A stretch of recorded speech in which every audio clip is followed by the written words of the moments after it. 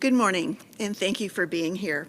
I want to first acknowledge that we are on Treaty 6 territory and acknowledge the Métis people who share a deep connection with this land.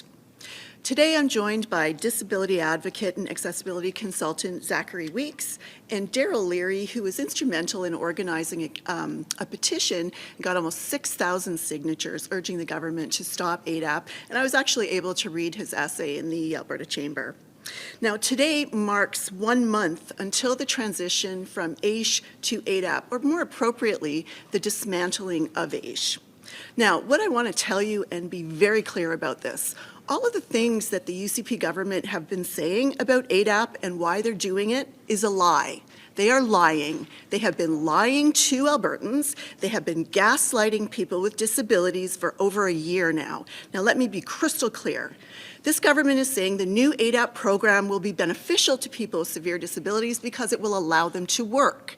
They already had that ability to work. They already had it. It's in the legislation, it's in the regulations, it's factually correct. They already had the ability to do that, and they could earn up to $1,100.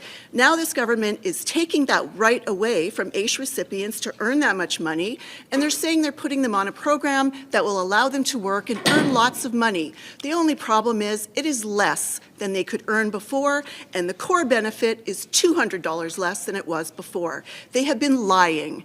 This transition is not to help people with disabilities. This is a cost-saving exercise. This is blowing up AISH, creating a two-tier system, and deciding who can work, who cannot work, without actually defining what the criteria will be that adjudicators will use.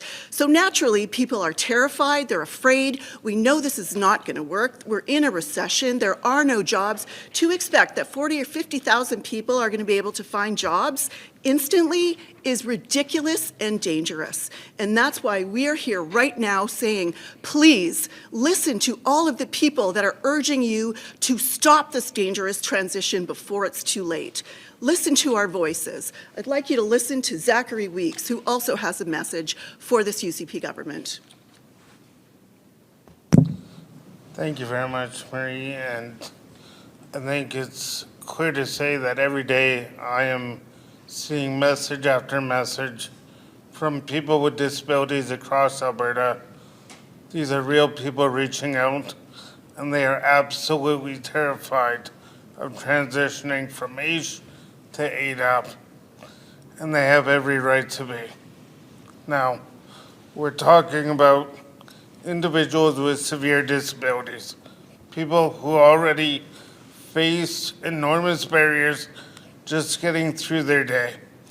They're being told they need to figure out how to adapt to a system that expects more from them with less support. I keep hearing the same question over and over. How are we supposed to find work? Because the reality is not everyone can work.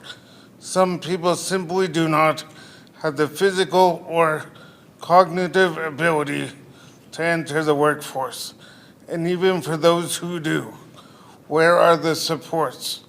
Because right now, there's nothing meaningful in place to make sure employers, for example, hire people with disabilities. There are no incentives to keep them employed. What we are seeing from this government is arrogance and a lack of responsibility. They're trying to spin this transition as something the disability community wanted. Let me be very clear. That is not true. That is not true.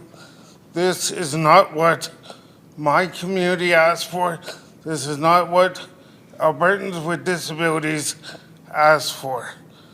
If the goal was to improve the system, they could have done that with AISH. They could have invested what they're bragging about and improved supports that were already there. But instead, they're trying to reinvent the wheel, and they're putting people with disabilities' lives at risks.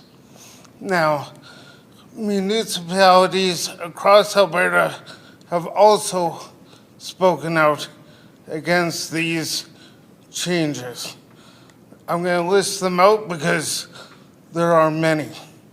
Edmonton, Calgary, Lethbridge, Camrose, Medicine Hat, Grand Prairie, Clare's Home, Red Deer, Vegreville, St. Albert, Rocky Mountain House, and the Alberta Medical Association, as well as several other nonprofits, have spoken out to pause this program, to pause the rollout that is going to severely affect people with disabilities.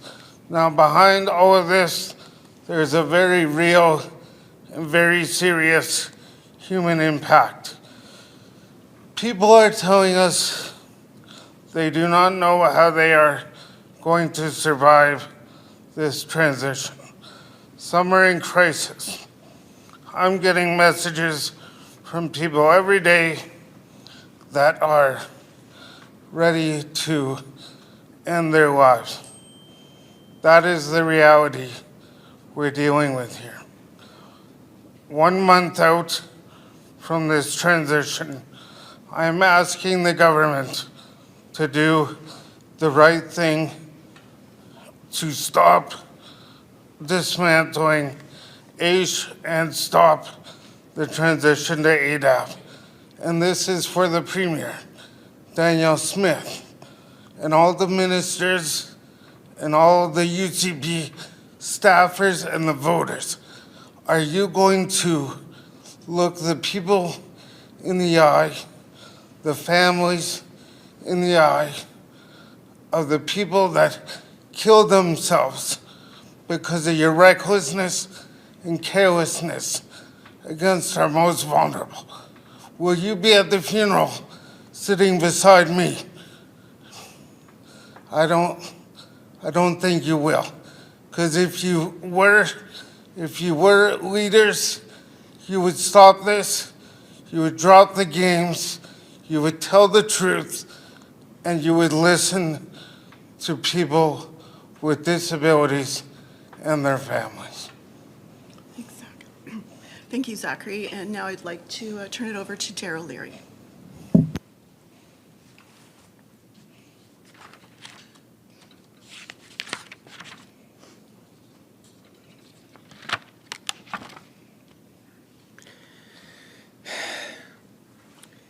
The recently proposed changes to AISH, the reduction of various disability supports, and the introduction of ADAP have caused daily significant stress, anxiety, and fear within a disabled community that already struggles with demanding and unpredictable physical and mental health challenges. Reducing financial stress and uncertainty is critical so that people with serious mental health concerns can appropriately address and manage their conditions. For many of us, psychological stability is necessary for our ability to function, cope, and survive. I have suffered greatly from generalized anxiety, depression, ADHD, and autism for a long time. My condition limits my ability to adequately cope with the pressures that come with certain expectations, especially long-term commitments. Because of the severe bullying I endured throughout my school years, I do not feel safe interacting with strangers. This also limits my ability to negotiate friendships. My wife suffers from COPD, diabetes, arthritis, and obesity. She has recently been hospitalized and can feel faint from simply moving too quickly. As a couple, we could face a 12% reduction in our income, which could force us to forego prior financial commitments, possibly face bankruptcy, and leave us with no choice but to move in with family because of rising rent costs. My wife and I are dependent on one another to meet our basic needs. I do not believe I could live independently without her. ADAP threatens the fragile balance of our current living strategy. 1 month out of this transition, I am asking the government to do the right thing. Stop dismantling AISH and stop the transition to ADAP. My dream is to exist without threat.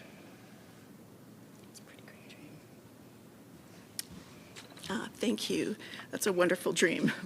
And with that, I want to put my voice with Daryl's and Zachary's with all the municipalities, all of the councils and reeves and mayors, urging this government immediately to pause the dismantling of AISH before more people are hurt. So with that, I'm happy to take any questions.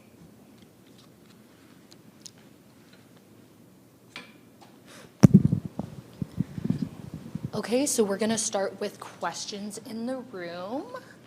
We have one. Here, if you can come over to the microphone. And then for anyone online, if you can just use the raise your hand function and we will come to you. Thank you. Nairman with CTV. So we've been here before, we've had these press conferences before. Do you think the government will listen? And this is maybe for Zachary and for you as well, but do you think that there is a potential that this can be, postponed, paused? Well, what I will say, I don't know what this government will do, but I will say the only time that we have seen this government pause or back up or stop is in the face of enormous public pressure. That is the only thing that has caused them to make any movement, any positive movement in our opinion. However, we know that the only real way to end this disaster is to replace this government, and we will make sure that we do that. But until then, we will continue to push to make sure that they are sharing what is the definition of severe disability and employable, what will the adjudicators be using? Because I'm hearing from people, let's say someone who's a quadriplegic who got a letter saying, yeah, you need to go find employment. When we know there is no accessibility employment, this government won't even pass a legislation that makes the government more accessible. So we know the only thing that has ever caused them to stop is public pressure. And so until the very day that it starts, and even afterwards, we are not going to stop because we know there are more regulations that are coming that will be harmful. We already saw one recently last week, I think it was, Daryl referred to it, that if there are two cohabitating people on AISH or ADAP, they will have a further reduction. So they lost Canada Disability Benefit 200, they lose another 200 on ADAP, and now they're going to lose another 12%. But they'll be okay because government says, yeah, go find a job. It'll be great. You can work, which is baloney. So I'm sorry, I'm going to turn this over to Zach too. I'm sure he's got some comments. Yeah, I don't think there'll. What I will say is I will challenge Danielle Smith and her government again to prove me wrong, because what they're doing is inhumane. We need to focus on an Alberta that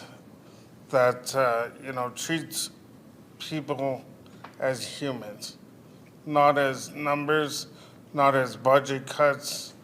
And so, they still have time to do the right thing. Mm-hmm.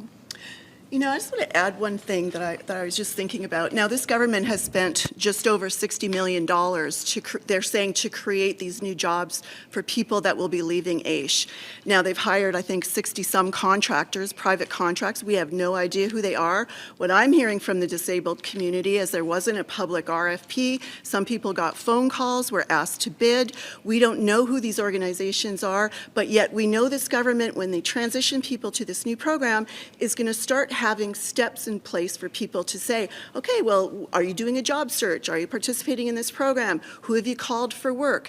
When we know that people are unemployed at twice the rate as their non-disabled peers, and this government has done an awful job of opening accessible pathways for people with severe disabilities. I'm talking people that are quadriplegic, people that have cerebral palsy, people who are blind, people who are deaf, people that have mental illnesses, people that have Down syndrome. There's 80,000 50,000 people with as unique disabilities as they are, and this government thinks spending $60-some million, throw a few bucks here to have a virtual training classroom is the answer, when it's taken decades for us to become to this place where employment is difficult enough for people with disabilities. That is not the answer, and that's why we are so frightened and worried about the harm that's coming, and we will continue to push this government to please stop. And Zachary, I just want to double check. You are an advocate in the disability community, and you hear from so many people. And so when you are hearing people talking about taking their own lives because they don't know what their future looks like, you know, how heavy is it on you and for others who have to hear that?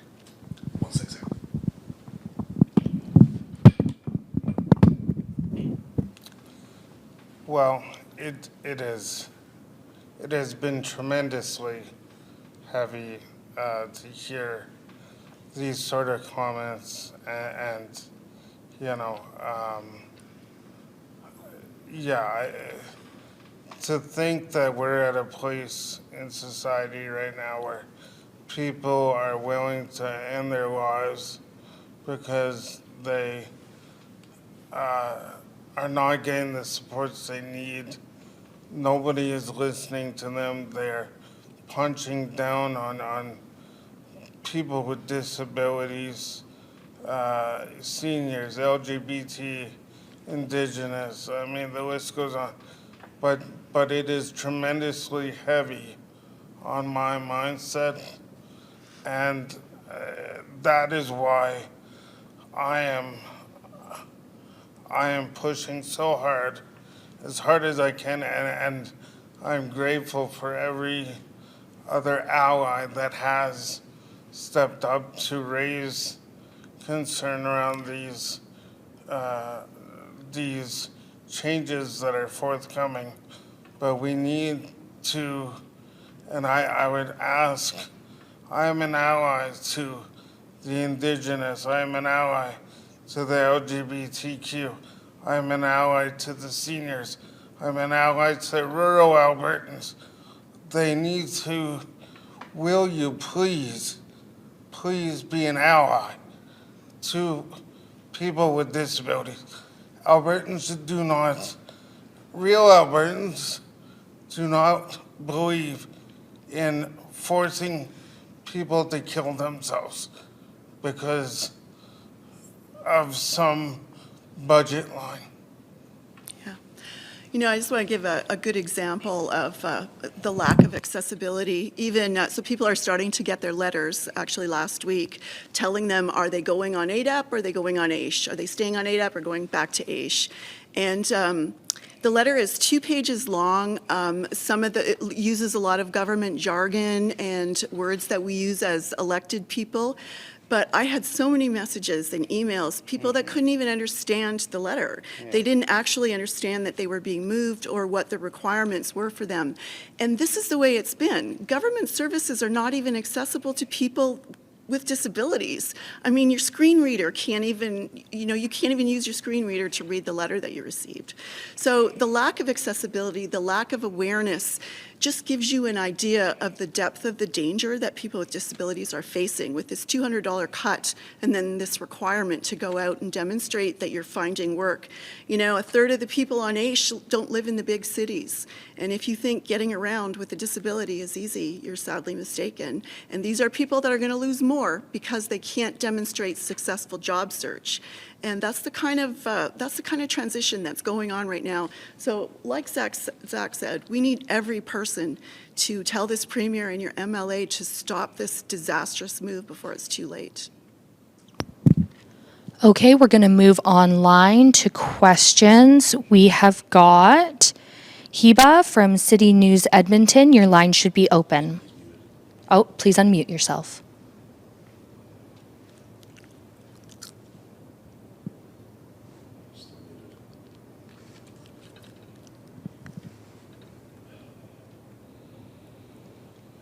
Hiba, can you please unmute yourself so you can ask your question? Hi, sorry, can you hear me? Yes, thank you. I have a canal Sophie with City News here. My question is, I'd like to hear from Daryl, if he can elaborate a little bit more about his situation. How long has he been on AISH, him and his wife, and how it's going to impact him once switching to ADAP, if that's going to be the case. Okay, to quickly summarize, my mother first encouraged me to apply for AISH back in 1997. I met my wife in 2008. Shortly after then, she also went on to AISH. So together we've been on AISH since, as a couple since 2008. The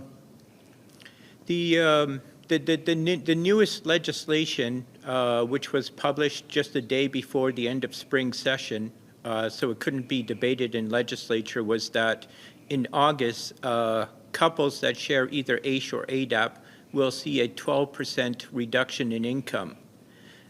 Together, that would cost my wife and I $466. As in terms of impact, my wife is seriously considering selling her car and getting a cheaper car.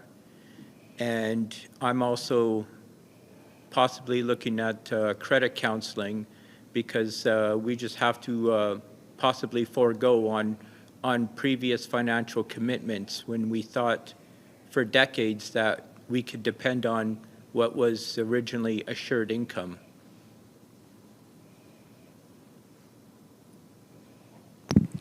And do you have a follow-up?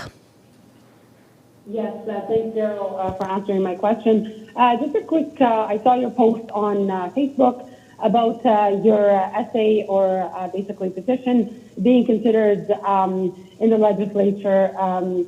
So how does it make you feel that basically this happens, and also how significant it is that something you did might affect or impact the lives of thousands in case the government consider basically halting or stopping that switch? Well, the petition that I had started and managed to garner almost 6,000 signatures was really a fear response. It gave me a sense of being proactive, and that gave me some sense of control over a circumstance where otherwise I would have felt helpless. The idea that that it's a common cause and amplifies the voices of all those who signed it makes me feel really good about myself. Despite the not so good times that me and others are facing, the experience has been a deeply meaningful experience for me. But I am just one cog in the machine, one small cog, and the machine is made up of many gears that are all turning at the same time. So if there is a resolution or a rainbow at the end of the tunnel, for lack of a better word, it's because of all of us, not just me.